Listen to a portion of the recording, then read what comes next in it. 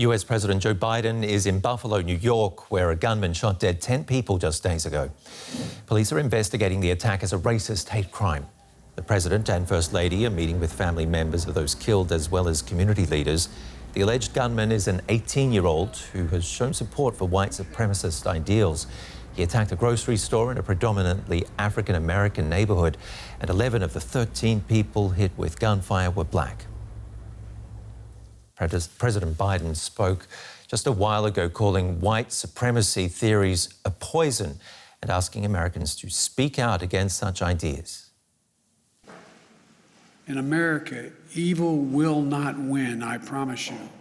Hate will not prevail, and white supremacy will not have the last word. What happened here is simple and straightforward: terrorism.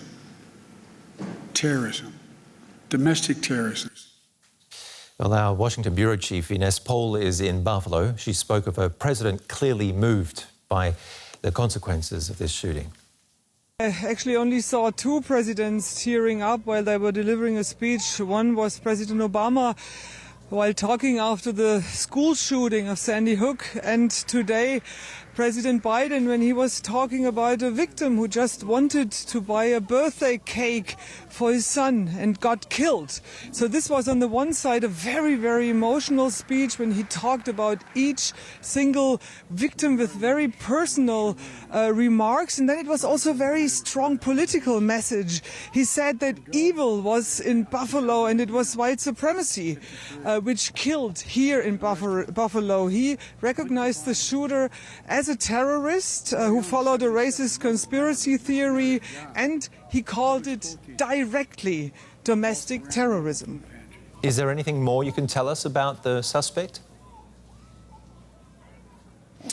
The suspect came from 200 miles away or so. Why? Because this is a very black neighborhood of Buffalo. So he came here to this very supermarket right behind me because he could be pretty sure that he mainly would be able to kill black Americans. We know that he, when he was 17, right before he graduated, already talked about a mass shooting, and then he got some treatment by psychologists but got out of the hospital again, and then once he graduated kind of fell off the radar of police.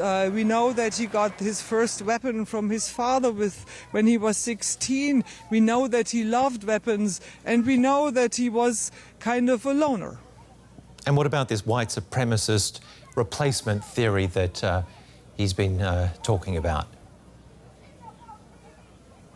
That's also something President Biden referred to in his speech, recalling the white supremacists and neo-Nazis marching into Charlottesville, Virginia, shouting, "We will replace you," and with you they mean non-white Americans. And that was the very moment when President Biden decided to run again, also to fight this ideology, which was actually founded by a Frenchman some 10 years ago, mainly kind of saying that only white Christians have the right kind of to live here and everybody else should be excluded. And this is highly political here in this country.